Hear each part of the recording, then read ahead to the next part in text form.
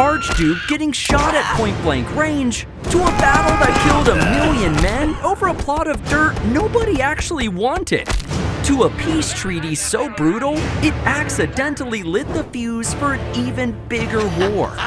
This is World War I, the war they called the War to End All Wars.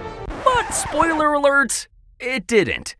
In fact, it might have been the most important 4 years in human history. 'Cause empires fell, modern warfare was born, and by the time the smoke cleared, somewhere between 16 to 20 million people were dead. So strap in, soldier, 'cause today we're going all the way back to 1914, when Europe blew itself up. 'Cause for decades, all the major European powers have been doing 4 really stupid things at the same time. Number 1, they were obsessed with their militaries. Every country was building bigger armies, navies, and guns. Britain and Germany were locked in an arms race so intense, they were basically 2 kids at recess yelling, "My battleship's bigger than yours!" Number 2, they tangled themselves in alliances. On one side, the Triple Alliance had Germany, Austria-Hungary, and Italy. On the other side was the Triple Entente, France, Russia, and Great Britain. Imagine if your friend group made a pact that if anyone punched anyone, everybody had to throw hands. Number 3, they were sprinting around the globe grabbing colonies. Africa, Asia, the Pacific. Every empire wanted a bigger piece of the map, and they kept bumping into each other doing it. And number 4, there was nationalism, especially in the Balkans, that little region southeast of Austria where the Ottoman Empire had just collapsed. Suddenly, you had a bunch of tiny ethnic groups all wanting their own country, all hating each other, all backed by bigger empires playing chess with their lives. So yeah, Europe was reaching a boiling point. But the United States? America was sitting on the other side of the Atlantic going, y'all have fun with that. 'Cause back then, America's foreign policy was something called isolationism. Basically, let Europe do European stuff, we got our own continent to build. And honestly, it was a pretty smart playbook. But all that boiling going on in Europe needed a spark. And on June 28, 1914, it got one. 'Cause picture this. It was a sunny summer morning in Sarajevo, Bosnia, and Archduke Franz Ferdinand, heir to the throne of Austria-Hungary, was riding through town in an open-top car with his wife Sophie. "Good day, sir." "Madam?" He was basically the old version of Prince William, next in line for one of the biggest empires on Earth. But here's where it gets insane. A group of Bosnian Serb nationalists from a movement called Young Bosnia, armed and trained by a Serbian secret society called the Black Hand, had planned to assassinate him. And during the first attempt, a conspirator threw a bomb at his car. And it bounced off, exploded behind him, and the Archduke survived. You'd think they'd cancel the parade, right? Nope. They kept going. And later on, the driver took a wrong turn, got lost, and the engine stalled when he tried to back up. And right there on the curb stood Gavrilo Princip, a 19-year-old who'd been waiting on the original motorcade route, thinking his chance was gone. But he couldn't believe his luck. He pulled out his pistol, walked up to the car, and fired 2 shots. One hit the Archduke in the neck, the other hit Sophie in the stomach. Both dead within minutes. Yikes! And just like that, the world would never be the same. 'Cause what happens next is what historians call the July Crisis.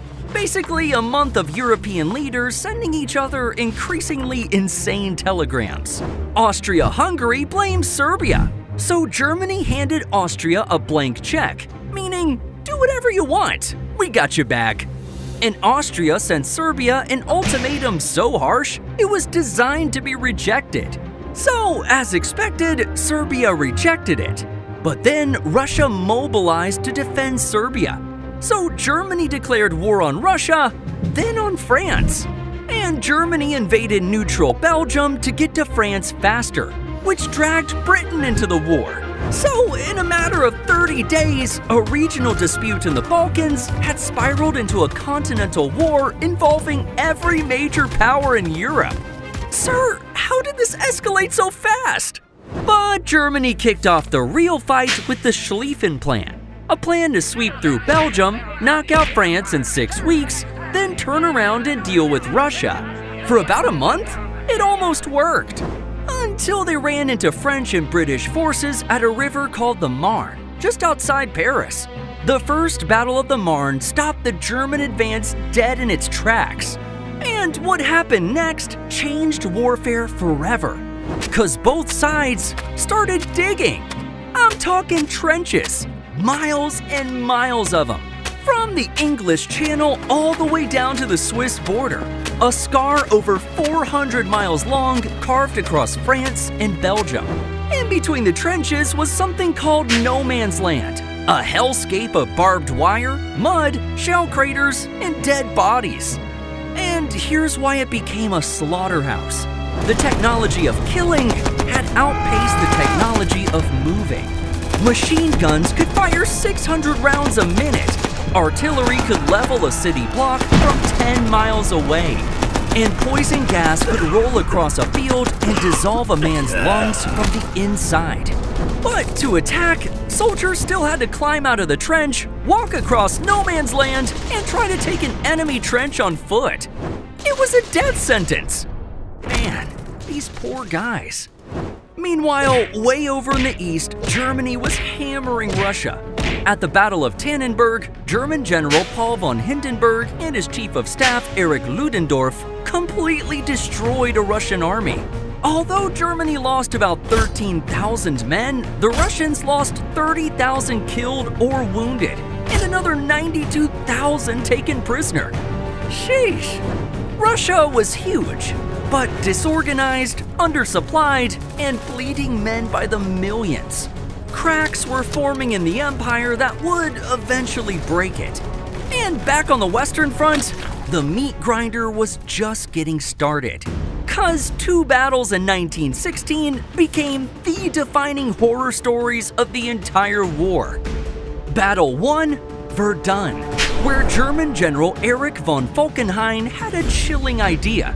He picked the French fortress city of Verdun, a place the French would never surrender out of pride, and decided to attack it. But his goal wasn't to capture it. His goal was to bleed France white. In other words, kill so many French soldiers that France would just give up. So the Germans opened with 1,200 artillery pieces, firing 1 million shells in the first day alone. The earth shook, forests vanished, and entire villages were erased. But the French refused to break. Their commander, General Philippe Pétain, organized something legendary called La Voie Sacrée, the Sacred Way, a single road where over 3,000 trucks rotated supplies and men into the city 24 hours a day. Their motto, Ils ne passeront pas. Translation, they shall not pass. The battle lasted 302 days, 10 months. It was the longest battle of the war. And when the smoke cleared, the French had lost 377,000 men. And the Germans lost 337,000. That's over 700,000 casualties combined. And neither side gained much of anything. I can't believe it. But while Verdun was still raging, the British launched their own offensive to the north along the River Somme. The British figured they'd just artillery the Germans into oblivion for a week, then walk across no man's land like it was a Sunday stroll. But the Germans, they just hid in deep concrete bunkers and waited. When the bombardment stopped, the British soldiers, loaded down with 66 pounds of gear, climbed out of the trenches and started walking. And the Germans climbed back to their machine guns and opened fire. In a single day, the British suffered 57,000 casualties, 19,000 dead. It is, to this day, the bloodiest day in the history of the British Army. One day. And that battle dragged on for 4 more months. When it finally ended in November, the British had advanced about 7 miles. And the cost was 420,000 British casualties, 200,000 French, and around 500,000 Germans. Over 1 million men killed, wounded, or missing for just 7 miles. Horrifying. But on the bright side, the Somme was where the British rolled out a brand new toy, the world's first tank. It looked like a metal box on tractor treads, but it could roll right over barbed wire and trenches. War had a new monster now. And by 1917, the war had reached a level of misery nobody could have imagined 3 years earlier. 'Cause Russia was breaking. The Russian people were starving. Their army had taken something like 2 million casualties. And the Russian people overthrew their own Tsar, Nicholas II, in a revolution. By November, the communists, led by Vladimir Lenin, had seized power. And Lenin, he wanted out of the war. So in 1918, Russia signed the Treaty of Brest-Litovsk, surrendering massive amounts of territory to Germany just to make the killing stop. And that was terrible news for the Allies, because now Germany could move every single one of their eastern troops to the Western Front. So what did that mean? Well, across the Atlantic, America was slowly being dragged toward the fight. It started on May 7, 1915. When a British ocean liner called the RMS Lusitania was steaming off the coast of Ireland. A German U-boat fired one torpedo into its side, and the ship sank in 18 minutes. 1,198 people died, and 128 of them were Americans. Goodness. President Woodrow Wilson, who'd campaigned on the slogan, "He kept us out of war," was furious. But he didn't pull the trigger. He demanded Germany stop sinking civilian ships, and for a while, they did. But by 1917, Germany was getting desperate. They announced they were going back to unrestricted submarine warfare, meaning they'd sink anything they saw, including American ships. But that's when fate dropped a plot twist so crazy, Mrs. Flappy thought I was making this up. But I'm not, I swear!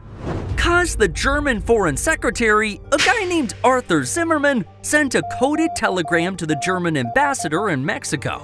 The message? Hey, if America joins the war against us, we'll back Mexico in a war against the United States. We'll help you take back Texas, New Mexico, and Arizona. I'm sorry, what? Yeah, Germany was trying to convince Mexico to invade the United States. But here's the kicker. British intelligence intercepted the telegram, decoded it, and handed it straight to President Wilson. So when the American press published the telegram, the country erupted. And a month later, Wilson stood before Congress and asked for a declaration of war. The world must be made safe for democracy. On April 6, 1917, the United States officially entered World War I. Now we're talking, sir!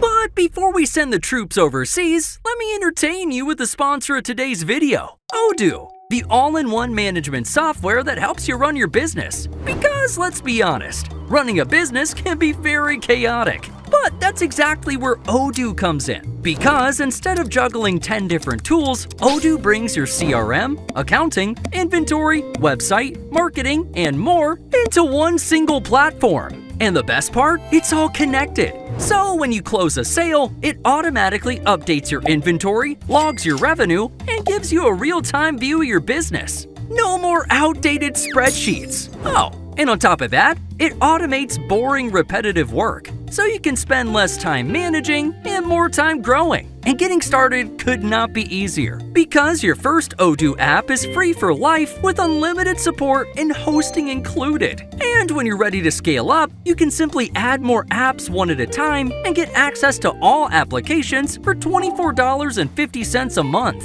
If you're already running a business or looking to start yours, you can book a free consulting session with an Odoo expert or simply start a 15-day free trial. No credit card required. Just click the link in the description and add Odoo to your workflow. Now let's get back to America stepping into the fight. Cause the man tapped to lead the American Expeditionary Force was a tough-as-nails West Point general named John Blackjack Pershing. Pershing was old school, disciplined, demanding, and smart enough to know one thing. He was not going to let America's fresh young soldiers, nicknamed doughboys, get fed into the meat grinder under foreign command. He insisted American troops would fight as a separate American army, period. And by the time Germany realized what was coming, it was too late. Cause over the next 18 months, 2 million Americans would land in France. And they were fresh, well-fed, well-armed. And unlike the Europeans who've been fighting for 3 years and were emotionally hollow shells, they were eager to kill. So the math had officially flipped against Germany. But Germany wasn't going down without one final desperate haymaker. Cause in 1918, Germany launched the Spring Offensive. And the plan was to use the troops they just freed up from Russia to throw everything at the Western Front and try to win the war before American reinforcements showed up in full force. It started at 4:40 a.m. with the largest artillery bombardment of the entire war. Over 1 million shells fired in 5 hours. It had hit an area of 150 square miles. German stormtroopers, which were elite units trained in new infiltration tactics, surged forward through the morning fog. And for a few weeks, it actually worked. Germany pushed the Allies back further than they'd been pushed since 1914. They were within 40 miles of Paris. But here's the thing about pushing forward in 1918. You outrun your supplies. Your soldiers get exhausted. Your artillery falls behind. And the Allies? They were rallying. For the first time, all Allied armies were placed under one commander, French Marshal Ferdinand Foch, and reinforcing them every single day were boatloads of fresh Americans. The Germans got close, but they couldn't close the deal. By July 1918, the Spring Offensive was dead, and the Americans were just getting warmed up. Cause the Allies launched their counterattack at the Battle of Amiens. Tanks, planes, artillery, infantry, all coordinated together for the first time in history.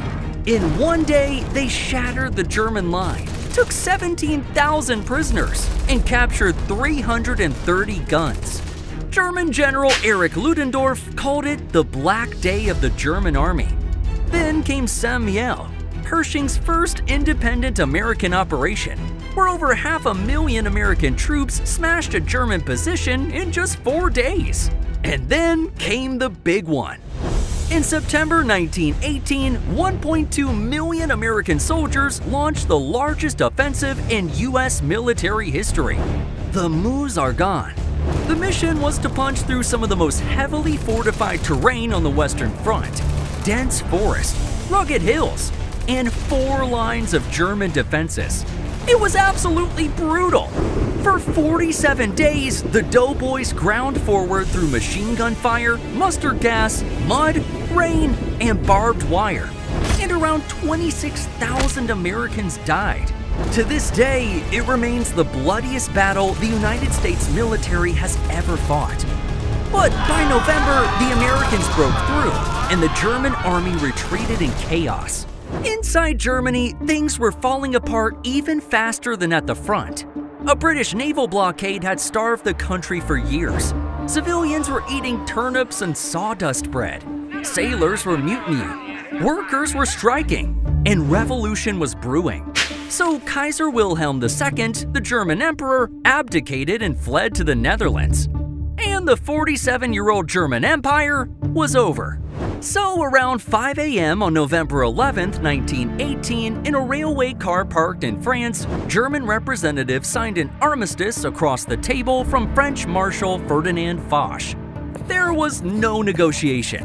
The Germans were handed terms and told to sign. And the agreement said at 11 a.m. that morning, the 11th hour of the 11th day of the 11th month, all hostilities would stop. But here's the thing. The armistice gave the armies 6 hours to spread the word. 6 hours! Picture a small French village north of Verdun.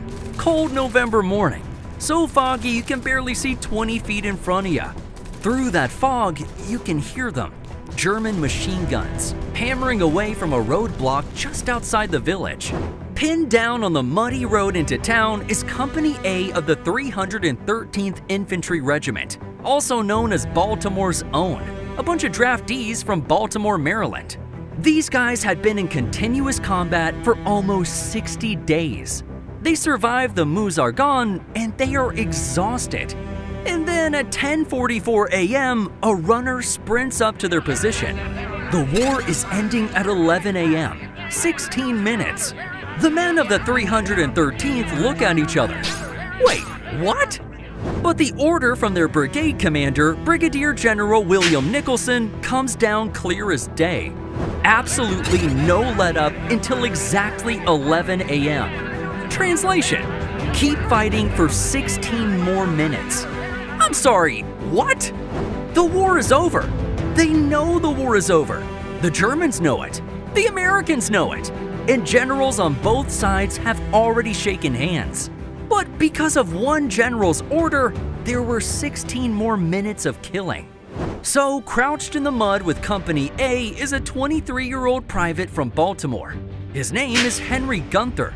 He's the grandson of German immigrants. He grew up in a German neighborhood, went to a German Catholic church, and was working as a bookkeeper at a Baltimore bank when he was drafted into the Army. And when he shipped out, he was a supply sergeant. Smart kid, organized, and engaged to a girl named Olga back home. But weeks earlier, he'd written a letter home, telling a friend that the trenches were horrible and to avoid the draft if he could. But the Army censors intercepted it, and they busted him from sergeant down to private, took him off supply duty, and sent him to the front lines as a rifleman. Back home, Olga broke off the engagement, and Henry's been brooding ever since. His comrades say he's withdrawn, sullen, and obsessed with proving himself, proving he's a real American and not some German sympathizer. 2 minutes left in World War I. He sees it, a German machine gun nest just up the road. So he fixes his bayonet to his rifle. His friend and squad sergeant Ernest Powell looks at him and says, "Henry, no." But Henry stands up and he charges. His comrades are screaming at him to stop. "Gunther, get down!" And the Germans see him coming through the fog. They wave their arms. They yell at him in broken English. "Go back! Go back! The war's over!" But Henry keeps coming. He fires a shot or two from his rifle as he runs. The German gunner has no choice. He squeezes the trigger.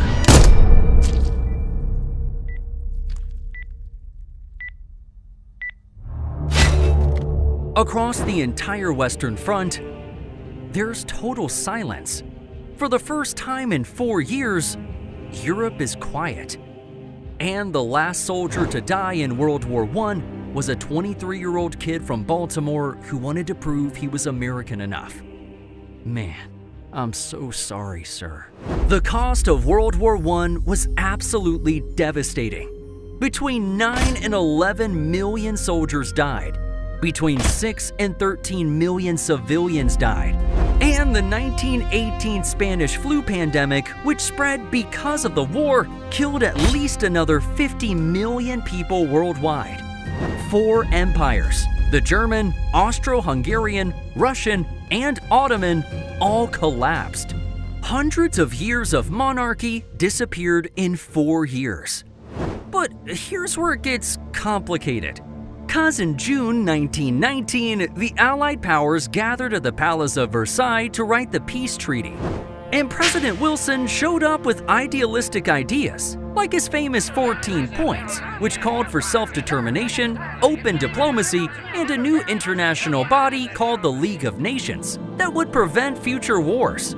It was a noble vision. The only problem, Britain and France weren't really interested in noble visions. They wanted payback, especially France, whose entire northern region had been turned into a moonscape. So they pushed for terms so harsh, even some Allied diplomats got uncomfortable. The Treaty of Versailles forced Germany to accept full blame for the war, pay $33 billion in reparations, lose 13% of its territory and 10% of its population, surrender all overseas colonies, limit its army to just 100,000 soldiers, and demilitarize the Rhineland. The Germans called it the Diktat, the dictated peace. And the British economist John Maynard Keynes, who was actually at the conference, walked out in disgust. He warned that punishing Germany this severely would guarantee another war within a generation. And he turned out to be right. Meanwhile, back home in America, the Senate looked at Wilson's League of Nations and said, nah, cause it would have required the US to defend other countries automatically. And American senators weren't about to let foreign politicians decide when American boys would die in foreign wars. So the Senate rejected the treaty, and the US signed a separate peace with Germany instead. And once again, America pulled back into isolationism. A lot of Americans, and I tend to think they had a point, felt like Europe had dragged the world into a catastrophic mess, and the last thing the United States needed to do was permanently entangle itself in it. So what did World War I actually do? It rewired the entire planet. 'Cause new nations were drawn from the rubble, like Poland, Czechoslovakia, Yugoslavia, Finland, and the Baltic states. And the map of Europe and the Middle East was redrawn with borders that we're still fighting over today. Oh, and modern warfare was born. Tanks, fighter aircraft, submarines, machine guns, chemical weapons.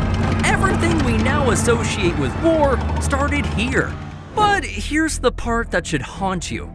'Cause somewhere in a German hospital, a 29-year-old corporal was recovering from a mustard gas attack on the Western Front. He had earned the Iron Cross and fought for 4 years. And as he laid in that hospital bed, hearing the news that Germany had surrendered, he wept. Not from pain, but from rage. 'Cause in his mind, Germany hadn't lost on the battlefield. Germany had been betrayed by politicians, by communists, and by anyone else he could blame. This man would spend the next 15 years stewing on that rage, writing, speaking, and building a movement around it. And when the Treaty of Versailles crushed his country with reparations, when hyperinflation wiped out German life savings, when the Great Depression threw millions out of work, the German people were desperate for someone to tell them who to blame. And he was waiting. His name was Adolf Hitler. And the war he was about to start would make this one look like a warm-up. But speaking of warm-ups, remember that telegram Germany sent to Mexico? The one where they promised to help Mexico reclaim lost territory from the US? Well, that wasn't random. 'Cause decades earlier, America had taken half of Mexico's land. And it all started with this war.